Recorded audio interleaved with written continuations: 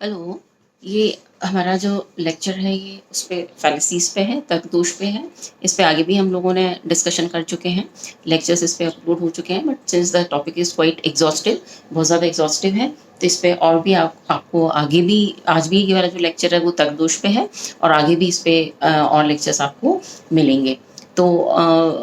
इसको बेसिक आपकी जो फैलेसीज़ या तर्कदोष के बारे में एंड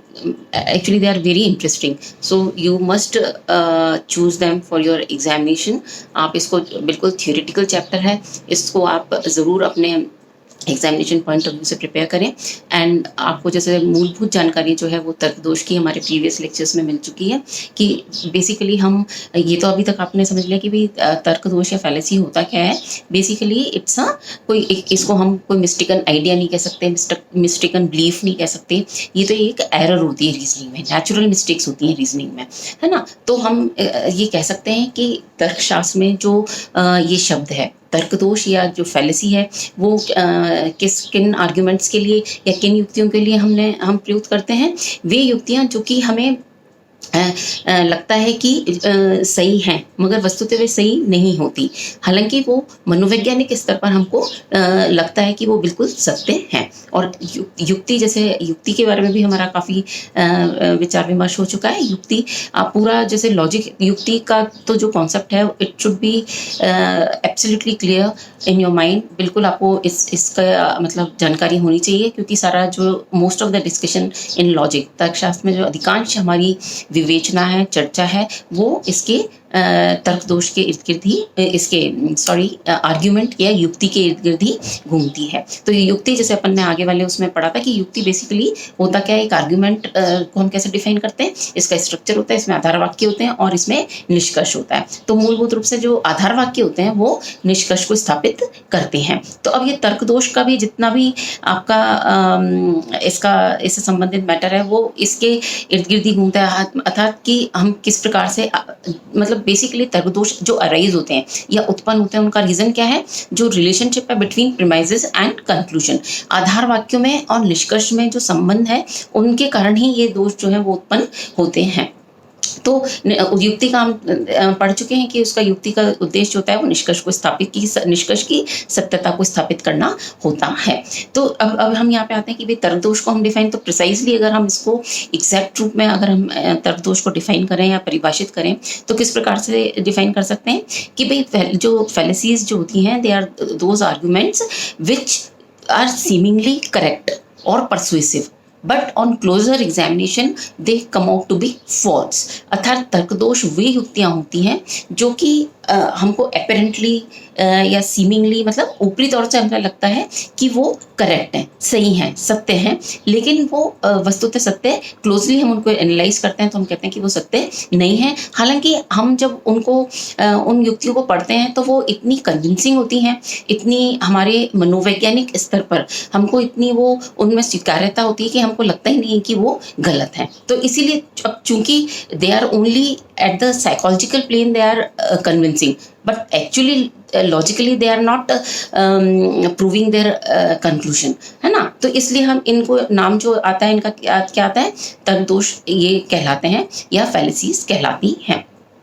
अब ब्रॉडली हम अगर फैलेसीज को डिवाइड करें तो इनको हम फैलेसीज ऑफ रेलेवेंस कहते हैं और फैलेसीज ऑफ एम्बिगिटी, अर्थात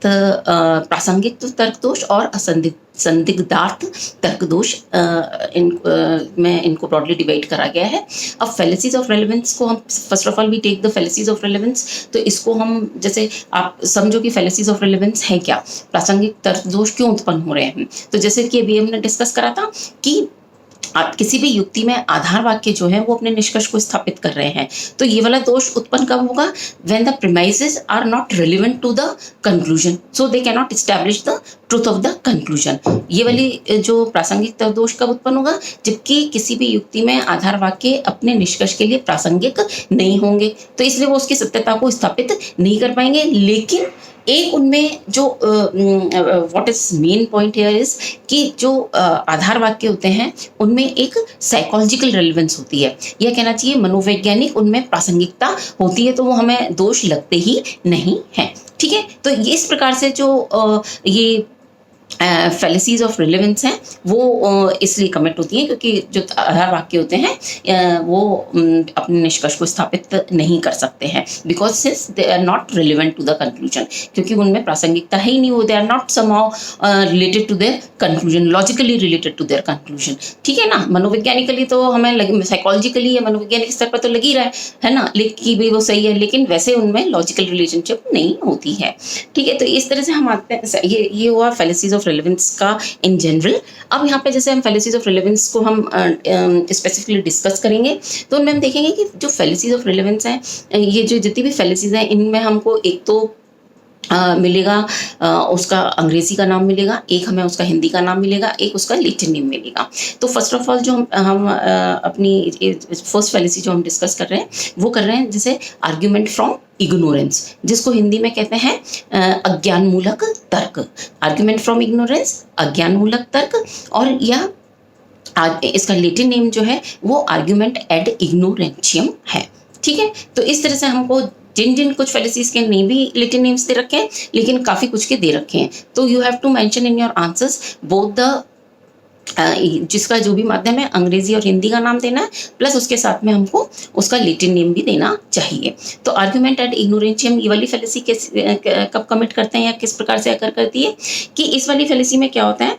कब हम कमिट करते हैं कि जब किसी when a proposition is accepted as true just because it has not been proved false, or other way also, it is accepted either when it is accepted as false just because it has not been proved true। ठीक है, ये अज्ञानमूलक जो तर्क दोष है कब commit हम कर रहे हैं, जबकि किसी तर्क वाक्य को हम उसको असत्य स्वीकार कर रहे हैं। क्यों कर रहे हैं, क्योंकि अभी तक इसकी सत्यता सिद्ध नहीं हुई है, और या हम उसको सत्य स्वीकार कर रहे हैं क्योंकि उसकी अभी असत्यता सिद्ध नहीं हुई है। तो ये हमारी जो इग्नोरेंस है, हमारा जो अज्ञान है, टू टू प्रूव और डिसप्रूव द ट्रुथ और फॉल्सिटी ऑफ द प्रपोजिशन। ठीक है, तो ये जो तर्क दोष उत्पन्न होता है वो हमारी अज्ञानता के कारण उत्पन्न होता है, क्योंकि हम किसी तर्क वाक्य की सत्यता या असत्यता को अभी तक हम सिद्ध या असिद्ध नहीं कर पाए हैं, है ना। तो ये वाला जो तर्क दोष होता है तब उत्पन्न होता है। एक्चुअली थोड़ी बहुत ये फैलिसीज जो होती हैं, आपको मैंने जैसे बार बार मैं कह रही हूँ कि ये अपेरेंटली तो हमको इसमें कोई दोष लगेगा ही नहीं, है ना, लेकिन ये बहुत सप्टल फॉर्म में फैलिसीज जो हैं वो, and generally the people are fooled by these fallacies. बहुत ज़्यादा जो है ये तर्क दोष जो हैं वो लोगों को बहुत आसानी से अपने ट्रैप में फंसा लेते हैं, जितनी भी दोष हमारी रीजनिंग में, विचारणा में होती हैं। तो अब इसका जो एग्जाम्पल आपको जो मिलेगा वो बेसिकली इसका देखिए डिटेल्ड एनालिसिस आप लोग को मैं PDF फॉर्म में आपको हिंदी में इसका आपको मैटर मिलेगा, तो आप उसमें से पढ़िए। और बाकी जो मैं समझाने की दृष्टि से आपको एग्जाम्पल इसका देती हूँ कि जैसे जो डेवलपिंग साइंसेस हैं, ये वाली जो अज्ञानमूलक तर्क दोष है कहाँ पे कमिट करते हैं, इन डेवलपिंग साइंसेस में, है ना, जहाँ पे कि किसी तर्क वाक्य को जो असत्य स्वीकार कर लिया जाता है। असत्य क्यों स्वीकार कर लिया जाता है, क्योंकि अभी तक उसकी सत्यता को हम सिद्ध नहीं कर पाए हैं। ठीक है, तो ये तो हमारी इनकैपेसिटी हुई या हमारा अज्ञान हुआ कि हम उसकी सत्यता अभी तक सिद्ध नहीं कर पाए। तो that doesn't mean that the proposition is finally false, उसको हम असत्य ही स्वीकार कर लें। ठीक है, तो ये जो आर्ग्यूमेंट फ्रॉम इग्नोरेंस है, ये जो अज्ञानमूलक तर्क दोष है, ये it arises out of or in a way in from or incapacity to establish the truth और falsity of the any proposition. ठीक है, और तो ये तो अज्ञानमूलक तर्क हुआ और अज्ञानमूलक तर्क दोष हुआ। सेकंड जो फैलिसी है, दूसरी जो फैलिसी इसमें हम डिस्कस करना चाहते हैं वो है उसका लैटिन नेम जो है वो है आर्ग्यूमेंट एड वर्क्वेंडियम, और उसको इसको अंग्रेजी में कहते हैं अपील टू इनएप्रोप्रिएट अथॉरिटी, और हिंदी में उसको कहते हैं श्रद्धामूलक तर्क। तो ये इनका फैलिसीज का तीनों उसमें नेम है। अब ये वाली फैलिसी जो जिसको हम कहते हैं कि श्रद्धामूलक तर्क दोष या अपील टू इनएप्रोप्रिएट अथॉरिटी, ये हम कब कमिट करते हैं कि भाई हमारे जो एवरीडे कॉन्टेक्स्ट में, एवरीडे डिस्कोर्स में बहुत बार ऐसा होता है कि हमको we have to make make our mind regarding certain situation और सर्टेन कॉन्टेक्स्ट। किसी कॉन्टेक्स्ट में हमें अपना माइंड मेकअप करना होता है, but we are unable to make a final decision और कुछ उसके बारे में हम मेकआउट नहीं कर पा रहे, कोई ऐसी सिचुएशन हमारे सामने हो सकती है। तो इस तरह के केसेस में क्या होता है, generally the way out is we generally take the help of some expert opinion और अथॉरिटी, जिसने कि उस मैटर को बहुत थॉरोली स्टडी कर रखा है ना। तो हम तो एंड ये इसमें कोई इट्स नॉट फॉल्स, क्योंकि generally it happen in everyday discourse. तो मतलब every one of us has to take discourse to such method. मतलब एक तरह से ये हमारे को गाइड करता है हमारे एक पर्टिकुलर कॉन्टेक्स्ट में, जिसमें कि हम अपना माइंड मेकअप करना चाहते हैं, लेकिन हम मेकआउट नहीं कर पा रहे कि भाई हमको व्हाट इज़ ट्रू और व्हाट इज़ फॉल्स, है ना। तो भी हम किसी एक्सपर्ट ओपिनियन को उस समय कंसीडर करते हैं। लेकिन तो यहाँ तक तो सही है कि तो मतलब यानी कि किसी कंक्लूजन को बहुत सारी स्थिति में ऐसा हो सकता है कि किसी निष्कर्ष को स्थापित करने के लिए हमें किसी एक्सपर्ट ओपिनियन को या किसी अथॉरिटी को, जिसने कि थॉरोली उस मैटर को स्टडी कर रखा है, उसकी हम ओपिनियन लेते हैं। There is nothing wrong in it, है ना। और लेकिन अच्छा, और फिर इसमें ये भी है कि वो जो एक्सपर्ट्स हैं, इसमें ये भी हो सकता है कि इवन जो एक्सपर्ट्स हैं उनमें भी डिसएग्रीमेंट हो सकता है ना। और तीसरी बात ये है कि डिसएग्रीमेंट भी हो सकता है, और इवन जो एक्सपर्ट्स हैं वो भी उनमें उनकी they have authority in the matter, but still they can commit an error. लेकिन उसके बावजूद भी वो जो है उसमें कोई गलती कर सकते हैं या कोई एरर जो है वो कमिट कर सकते हैं, ठीक है। तो ये तो अब ये तो हुआ कि जैसे भी अपील टू इनएप्रोप्रिएट अथॉरिटी का हमारा इनिशियल डिस्कशन। अब इसमें हम जो फैलेसी है, तर्क दोष कब उत्पन्न होता है इस तरह के उसमें विचार प्रक्रिया में, कि अब जैसे हमने किसी अभी हमने कहा कि हमें किसी एक्सपर्ट ओपिनियन की अपील लेनी पड़ती है, but fallacy is committed when an appeal is made to some authority who has no legitimate claim in that matter। अर्थात ये वाली तर्क दोष या ये फैलेसी कब उत्पन्न होगी, जबकि हम किसी ऐसे एक्सपर्ट से या किसी ऐसी अथॉरिटी से हम सलाह मशविरा कर रहे हैं या उसका गाइडेंस ले रहे हैं उससे, जिसका कि जो लेजिटिमेट उसमें अपनी अथॉरिटी नहीं रखता है ना। तो जैसे तो तब when the in such situations when जो फैलेसी कमिट करते हैं हम, या जो एरर अराइज होती है, उसको हम क्या कहते हैं, उसको जो स्पेसिफिक नेम लॉजिशियंस ने दिया है वो दिया है अपील टू इनएप्रोप्रिएट अथॉरिटी और या आर्ग्यूमेंट एड वर्क्वेंडियम, ठीक है, और या जिसको इसको श्रद्धामूलक तर्क कहते हैं, ठीक है। तो अब जैसे इसका हम एग्जाम्पल, इसको consider through example we can understand it better this fallacy. कि जैसे कि मान लीजिए हम कोई we are discussing a matter regarding a morality, ठीक है। हमारा जैसे फर्स्ट ईयर में एक पेपर होता है एथिक्स का, होता है नीति दर्शन का, होता है पूरा हमारा जो डिस्कशन होता है शुरू से आखिर तक, it revolves around the concept of ethics, नीति मतलब मॉरलिटी। तो हम जैसे मॉरलिटी के बारे में हमारा कुछ डिस्कशन हो रहा है, ठीक है। और अब ऐसे डिस्कशन में if we are making an appeal to the Darwin, जैसा कि आप सब लोग जानते हो, डार्विन जिसने कि एक बायोलॉजिस्ट हुआ है and he is a towering authority in biology, जिसने इवोल्यूशन पे वर्क करा है, ठीक है। अब वो तो अपनी फील्ड का वो बहुत ही is a authority in his field, लेकिन अब हम डिस्कशन तो हमारा एथिक्स पे हो रहा है, मॉरलिटी पे हो रहा है, and if we are making an appeal to और we are making a reference to the Darwin's opinion, तो फिर ये वाली जो फैलेसी है वो कमिट हो जाती है, ठीक है। और जिसको और बेटर जो इसका एग्जाम्पल हो सकता है समझने के लिए, वो ये हो सकता है कि जैसे कोई जैसा इकोनॉमिक डिस्प्यूट है, आपके कोई इकोनॉमिक डिस्प्यूट पे हम डिस्कशन कर रहे हैं, और हम उस समय उस डिस्कशन में we make an appeal to the opinions of a Picasso. जैसे पिकासो हम आप लोग जानते होंगे कि पिकासो जो है ही इज अ रिनाउंड और distinguished personality in fine arts, मतलब कि जो एक बहुत महान पेंटर हुआ है और डिस्टिंग्विश्ड पर्सनैलिटी है अपनी फील्ड में वो। और तो अगर हम कोई अब हम कोई इकोनॉमिक मैटर डिस्कस कर रहे हैं और हम कोई भी व्यक्ति जो है वो पिकासो का रेफरेंस उसमें लेके आता है, तो वो जो होगा वो कॉन्टेक्स्ट कैसा होगा, it would be an appeal to inappropriate authority, though he might he is a master in his field, but in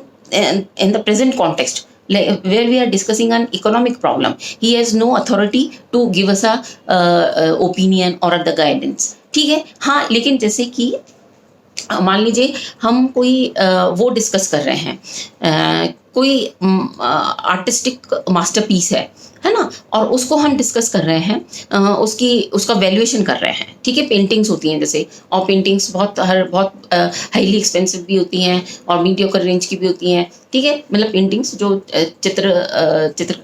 कलाएँ होती हैं, पेंटिंग्स होती हैं, उनका हमें मूल्य का वो करना है, इवैल्यूएशन, कि भाई क्या मूल्य इसका सही हो सकता है। तो अब उस कॉन्टेक्स्ट में अगर हम मतलब टू इकोनॉमिकल उसका वैल्यूएशन हमें करना है किसी आर्टिस्टिक पीस का, और उस कॉन्टेक्स्ट में यदि हम पिकासो का रेफरेंस लेके आते हैं तो हम कोई फैलेसी कमिट नहीं कर रहे हैं। लेकिन हाँ, अगर हम कोई वैसे कोई इकोनॉमिक प्रॉब्लम डिस्कस कर रहे हैं और फिर हम किसी इसका रेफरेंस लेके आते हैं पिकासो का, तो will be committing a fallacy. तब उस सिचुएशन में क्या होगा, तर्क दोष उत्पन्न होगा, और वो तर्क दोष का नाम जो होगा वो क्या होगा, श्रद्धा मूलक होगा, या अपील टू इनएप्रोप्रिएट अथॉरिटी, या आर्ग्यूमेंट एड वर्कुएन डियम। ठीक है, तो ये फैलेसीज जो हैं दे आर वेरी इंटरेस्टिंग, और उनको थोड़ा सा आप पढ़िए, अंडरस्टैंड करिए। और एक और जैसे फैलेसी है कि in fact this chapter on फैलेसीज is quite exhaustive, बहुत ज़्यादा है, तो आप डिटेल जो इसका वो है आप उसमें से पढ़िए, लेकिन मैं थोड़ा थोड़ा आपको एक उसकी जो एसेंस है, सार है, वो आपको बता देती हूँ, जिससे कि आपको समझ में आ जाएगा कि भाई फैलेसीज ऑफ रेलेवेंस में कैसे कमिट की जा रही हैं। इसमें एक और मैं आपको एग्जाम्पल, एक और फैलेसी आपको बता देती हूँ, जिसका कि हिंदी में नाम है, अंग्रेजी में उसको कहते हैं कॉम्प्लेक्स क्वेश्चन, और हिंदी में उसको कहते हैं छल प्रश्न। ठीक है, तो इसमें जैसे कॉम्प्लेक्स क्वेश्चन में या छल प्रश्न में क्या होता है, इसमें जो ये वाली फैलेसी कब कमिट होती है कि जैसे इसमें जो कोई भाई हम जो निष्कर्ष है उसकी सत्यता को जो पहले से ही स्वीकार कर लिया जाता है। कुछ इस तरह का डिस्कशन होता है, कुछ इस तरह का कॉन्टेक्स्ट होता है, जिसमें कि जो चीज़ सिद्ध करनी है, जो निष्कर्ष हमें स्थापित करना है, उसकी सत्यता को हमने पहले से ही स्वीकार कर लिया। जो आर्ग्यूअर है, मतलब जो भी प्रश्न करता है या जो आर्ग्यू कर रहा है इंसान, वो पहले से ही जिस पॉइंट पे आर्ग्यू करना है और उसमें जो निष्कर्ष आने वाला है या जो स्थापित करना है, उसकी सत्यता को उसने पहले से स्वीकार कर रखा है। तो इसको हम जब तो ऐसे सिचुएशंस में, ऐसे कॉन्टेक्स्ट में जो फैलेसी कमिट होती है, उसको क्या कहते हैं, छल प्रश्न कहते हैं या कॉम्प्लेक्स क्वेश्चन कहते हैं। जैसे कि फॉर एग्जाम्पल, इसका एक एग्जाम्पल से आपको ये चीज़ समझ में आएगी। जैसे हमारे यहाँ दो, ये हम सभी परिचित हैं कि जैसे दो वो होते हैं हमारे, तो प्राइवेट सेक्टर होता है, एक पब्लिक सेक्टर होता है। ठीक है, तो और ये हम सब स्वीकार करते हैं कि भाई जो कार्य क्षमता और हर दृष्टि से जो है उसको प्राइवेट सेक्टर को बेहतर स्वीकार किया जाता है। अब किसी कॉन्टेक्स्ट में कोई कंपनी का मालिक है, एग्जीक्यूटिव है, अगर वो ये जो है ये कोई मीटिंग हो रही है और उसमें वो ये पूछता है, इस तरह से प्रश्न करता है, why is the private development of resources is more efficient than the public control? अर्थात जो रिसोर्सेज हैं, संसाधन हैं, उनका विकास जो है किसी प्राइवेट कंट्रोल में बेहतर क्यों होता है बजाय इसकी। तो अब इसको आप सूक्ष्मता से देखिए, तो इसमें अगर वो अपने क्वेश्चन को बहुत अपने स्टैंड पॉइंट को या अपने क्वेश्चन को बहुत सीरियसली मीटिंग में रख रहा है या किसी भी कॉन्टेक्स्ट में रख रहा है, तो वो एक्चुअली उसका जो पहले से उसकी सत्यता को स्वीकार करना, उसने खुद ने भी स्वीकार कर लिया और बाकी लोगों से भी एक तरह से बहुत ही सब्टल फॉर्म में उसने स्वीकार करवा लिया है कि भाई जो प्राइवेट एंटरप्राइज है दैट इज मोर एफिशिएंट। ठीक है, तो इस तरह से भाई ठीक है ना, जैसे कि आप कह रहे हो कि जो प्राइवेट कंट्रोल है वो क्यों एफिशिएंट है, तो आप यानी कि इसमें पहले से भी जो भी प्रश्न करता है वो पहले से ये स्वीकार करके चल रहा है कि गवर्नमेंट कंट्रोल से बेहतर जो है वो प्राइवेट कंट्रोल है, यानी कि जो प्राइवेट डेवलपमेंट ऑफ रिसोर्सेज है that is more efficient then the public control. तो इसमें जिस निष्कर्ष को स्थापित करना है तो उसकी सत्यता को प्रश्नकर्ता के द्वारा पहले से ही स्वीकार कर लिया जाता है। ठीक है, तो ये इस तरह की जो सिचुएशंस में जो फैलेसी कमिट होती है उसको अपन क्या कहते हैं, छल प्रश्न। एंड और भी आपके फैलेसीज हैं, will discuss in our next lectures. Thank you.